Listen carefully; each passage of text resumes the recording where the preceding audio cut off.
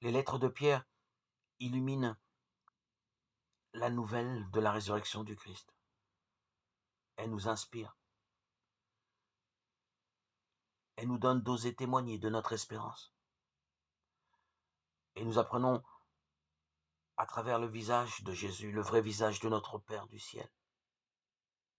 Vous l'aimez sans l'avoir vu, 1 Pierre 1,8. On parle beaucoup des lettres de saint Paul, on parle moins de celles de Pierre.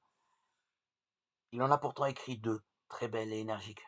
Plusieurs de leurs formules nous sont familières, car elles ont été reprises de nombreuses fois. Elles sont courtes, 5 chapitres pour la première, 3 pour la seconde. Et cela doit nous inciter à nous y plonger, et nous aurons alors la surprise de nous trouver en terrain connu. Tout d'abord parce qu'elles sont émaillées de citations de l'Ancien Testament. Ensuite, parce que nombre de phrases pourraient être signées de saint Paul. Enfin, parce que le salut apporté par Jésus-Christ en est l'objet principal, qui sont les destinataires. D'après ses propres termes, des élus qui vivent en étranger dans la diaspora, c'est-à-dire d'anciens païens, d'Asie mineure, devenus chrétiens. Ce qui nous rappelle au passage que la région que nous appelons aujourd'hui la Turquie fut le berceau du christianisme. Par les actes des apôtres, nous avons accès déjà à la prédication de Pierre.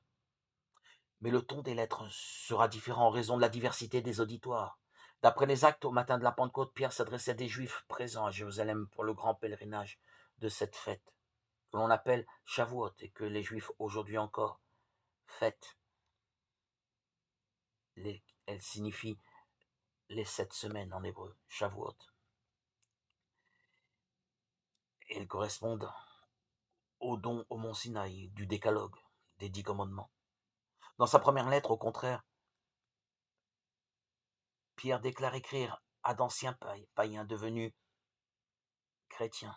Les discours ne sont évidemment pas les mêmes. À des Juifs en attente du Messie, il annonçait que leur attente était comblée.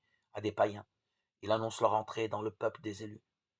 Cela nous vaut une magnifique définition du salut. Être sauvé, c'est devenir capable de vivre dans la justice, 1 Pierre 2, 24. C'est-à-dire en conformité avec le projet de Dieu, projet de paix, d'amour mutuel, de fraternité.